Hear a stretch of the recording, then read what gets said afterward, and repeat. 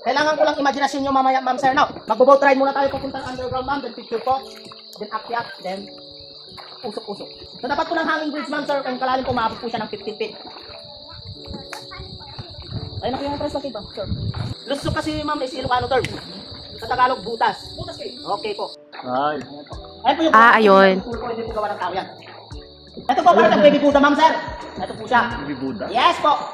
Kung hindi nyo ma-imagine ang Buddha yan, ma'am sir, wala na tayong basakan ng trip, ah. Kasi na lang po tayo. Ito naman po parang siyang jellyfish. Yun, nakikita ko yan.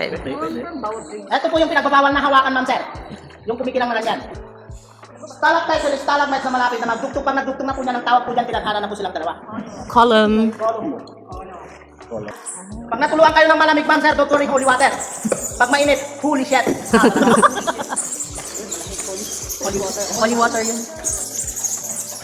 Ito po yung katawan niya, ma'am sir. Okay. Ito po yung katawan niya. Nakatalikod siya. Yes, ma'am.